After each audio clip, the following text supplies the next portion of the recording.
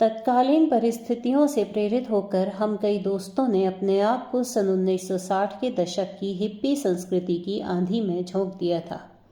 एक ऐसे विद्यालय में जहां संभ्रांत वर्ग के सुशील बच्चे थे, हम कुछ अल्पसंख्यक लोग लंबे बाल रखकर गांजा और एलएसडी का सेवन करते हुए एक नया प्रयोग करने लगे थे।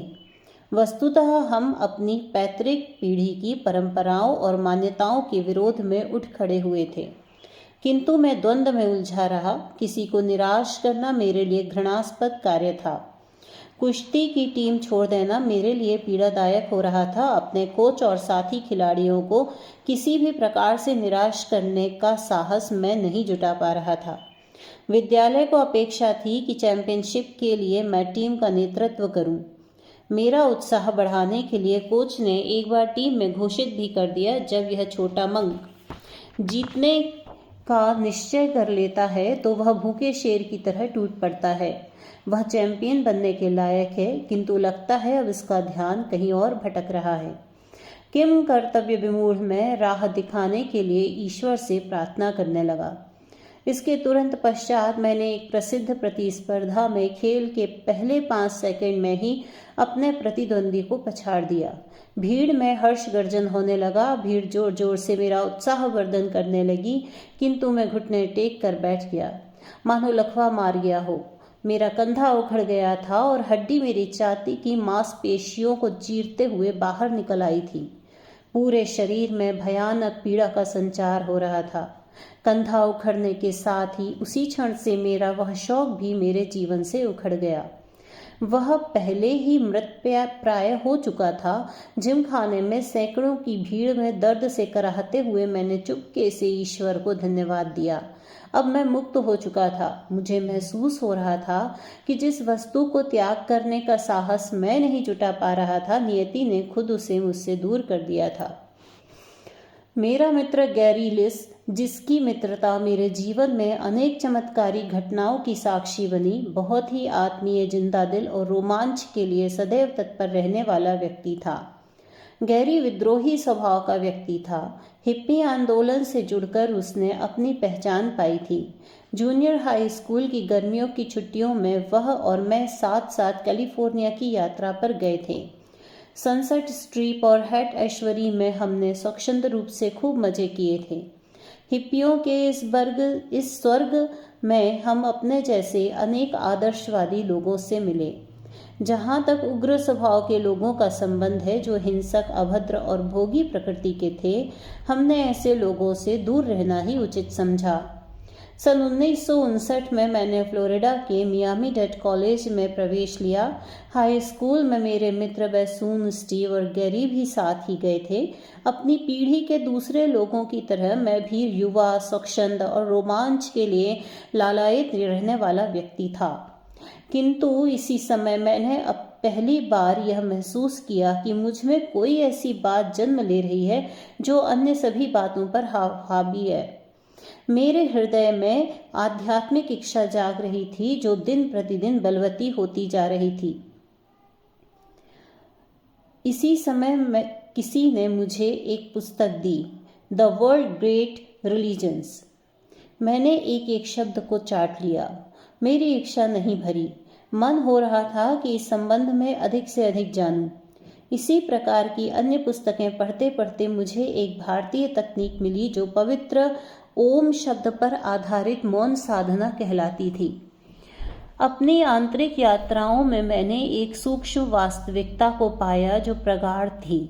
मेरे अंदर इसकी गहराई में उतरने की तीव्र उत्कंठा पैदा हो पाई। एक दिन सुबह सुबह मैंने अपने कॉलेज परिसर में ट्रांसेंडेंटल मेडिटेशन विषयक व्याख्यान हेतु एक विज्ञापन पोस्टर देखा। लंबे दाढ़ी बाल वाले माइक नामक एक अमेरिकी व्यक्ति ने महर्षि महेश योगी द्वारा सिखाए गए चेतना का विज्ञान विषय पर एक व्याख्यान दिया। व्याख्यान सुनकर मैं अभिभूत हो गया। माइक ने मुझे हॉलीवुड, फ्लोरिडा में आने का निमंत्रण दिया, जहां मुझे बिना किसी वचनबद्धता के एक वैयक्तिक ध्यान मंत्र मिल सकता था। वहां पहुंचकर मैंने एक वेदिका पर एक फूल, एक रुमाल और $35 चढ़ाए। इसके पश्चात एकाक्षरी मंत्र मेरे कानों में बोला गया। प्रतिदिन ध्यान लगाना अब मेरे लिए जीवन का अभिन्न अंग बन गया। आध्यात्मिक जीवन के प्रति झुकाव का मुझ में बीजारोपण हो चुका था।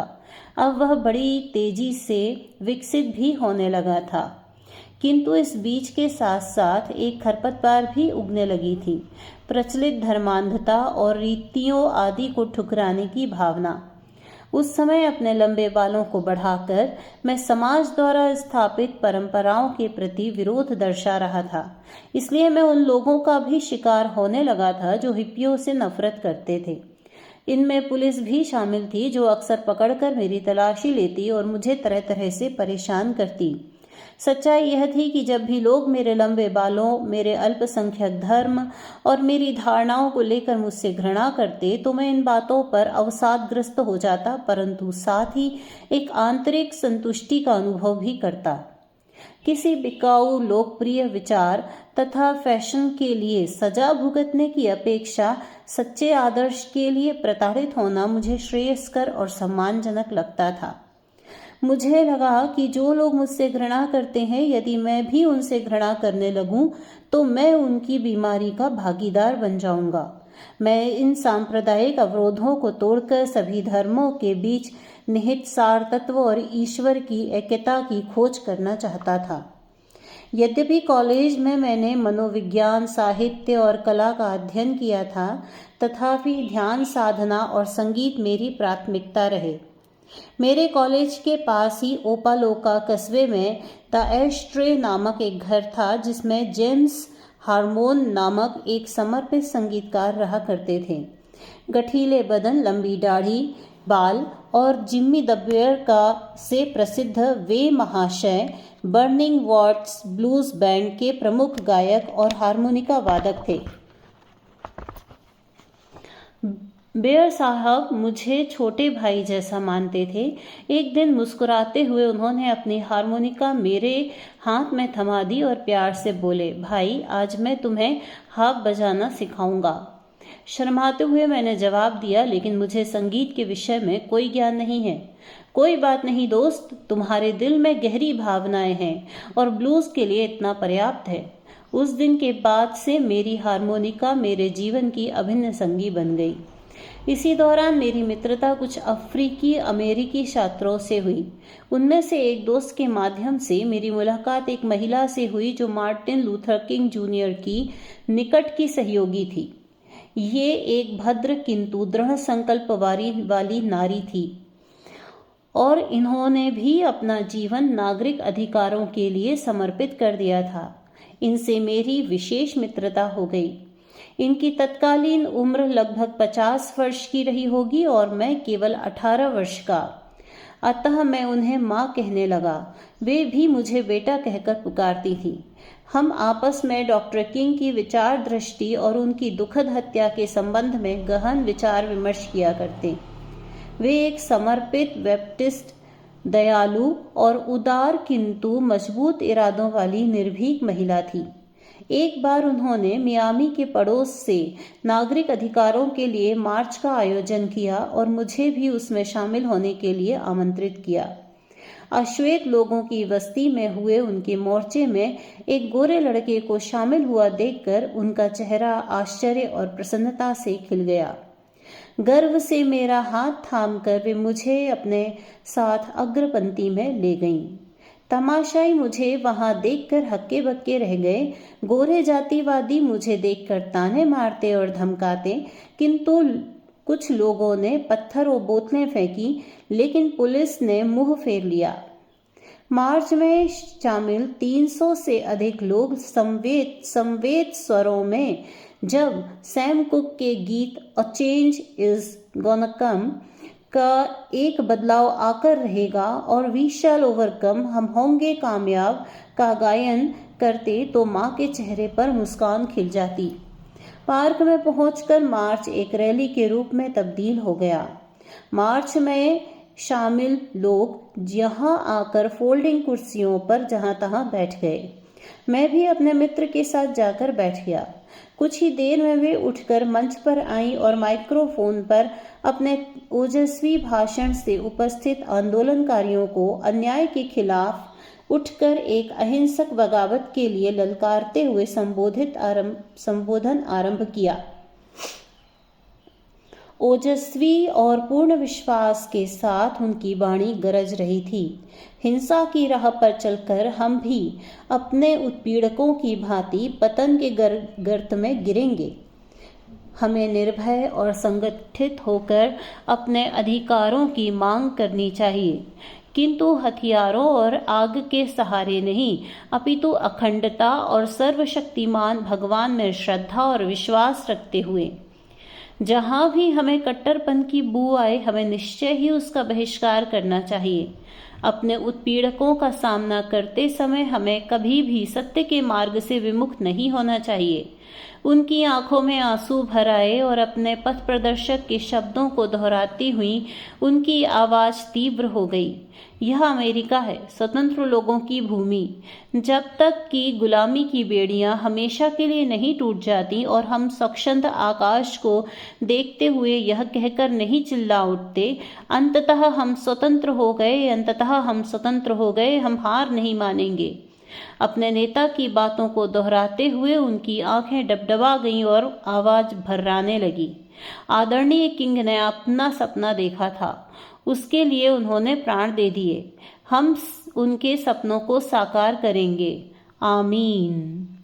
पूरा पार्क जयध्वनि से गूंज उठा। अपनी कुर्सी पर बैठते हुए उन्होंने मुझसे पूछा, क्या तुम्हें पसंद आया बेटा? मैंने दृढ़ता के साथ अपना सिर हिलाया। उसके पश्चात एक अन्य वक्ता उठे और क्रांति के लिए चीखें मारकर संबोधन करने लगे। उन्होंने कहा, अहिंसक समाधान की सभी आशाएं उसी वक्त समाप्त हो गईं जब माननीय किंग की हत्या हुई थी। उनकी आवाज में रोष और उत्तेजना की झलक थी। भाइयों और बहनों, अपनी नींद से उठो, हमें आग से आग बुझानी होगी। इस देश की स्वतंत्रता युद्ध से हासिल हुई थी, ना कि शांति से।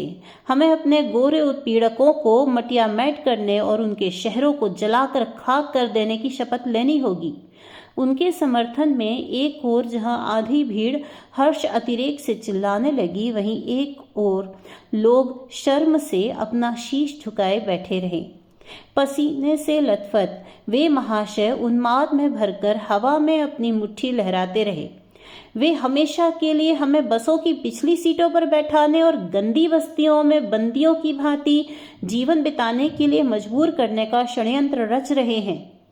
द्वेष की अग्नि से धधकती आंखों से घूरते हुए और अपनी उंगली से मेरी ओर संकेत करते हुए वे चीख पड़े, भाइयों और बहनों, यहाँ देखो, देखो उस कपटी गोरे व्यक्ति को। आज हमारे मार्च में वह हम काले लोगों को पीछे छोड़कर बेशर्मी से हमारे आगे चल रहा था। उसके समर्थक क्रोधान्मुक्त होकर घोर गर्जना करने लगे।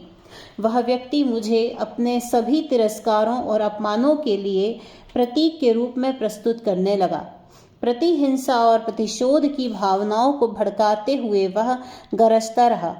मेरी रक्षा करने के लिए मेरी दोस्त उठी हुई, किंतु उस व्यक्ति के जुनून के आगे उनकी एक न चली, क्योंकि माइक्रोफोन और भीड़ का अधिकांश हिस्सा उनकी कमान में था। स्नेहपूर्वक उन्होंने धीरे से मेरा हाथ दबाया और बेबसी से अपना सिर हिलाकर बोली, बेटा, मुझे बहुत खेद है, मैं ही तुम्हें मार्च में आगे लाई थी और भगवान इस बात को जानते हैं। तुमने मुझ पर विश्वास किया और अब तुम्हें यह जोखिम उठाना पड़ रहा है। उन्होंने मेरा हाथ पकड़ते हुए गहरी सांस ली और कहा, बेहतर होगा कि अब तुम यहाँ से चले जाओ, भगवान तुम्हारी रक्षा करे। पेड़ों की ओट में छिपते हुए मैं धीरे धीरे रैली से दूर जाने लगा। आवश्यकता पड़ने पर मेरी रक्षा के लिए तत्पर मेरी दोस्त सावधानी पूर्वक मुझे जाते देखती रही। मैं अचंभित था कि एक ओर जहां इतने सारे लोग समता और न्याय के लिए तरस रहे हैं, वहीं दूसरी ओर खुद भेदभाव का शिकार होकर हिंसा के स्तर तक गिर चुके हैं। पार्क के बाहर आकर मैंने चैन की सांस ली। आज की घटना के बावजूद भी मुझे लगा कि डॉक्टर किंग और उनके अनुयायियों के प्रति मेरा आदर कम नहीं हुआ था, अपितु बढ़ा ही था। मुझे महसूस हुआ कि वे अपने आदर्शों के प्रति निष्ठावान रहकर उत्पीड़न के खिलाफ निरंतर जी जान से लड़ रहे थे। फ्लोरिडा की धूप में अकेले चलते हुए मुझे एक अनुच्छेद स्मरण हो आया जो आज के अनुभव पर चरितार्थ हो रहा था। यदि मनुष्य के पास ऐसा कोई आदर्श नहीं है जिसके लिए वह मर मिट सके, तो उसके पास ऐसा कुछ भी सार्थक नहीं है जिसके लिए वह जीवन जिए। तब यह बात मेरी समझ में आई। मार्टिन लूथर किंग जूनियर का अपना एक सपना था जिसके लिए वे जिए और मरे। उनके सपने ने दुनिया को बदल दिया। यदि हम भी अपने अंतर्मन की पुकार सुने, तो क्या वह शक्ति हम सभी में नहीं है?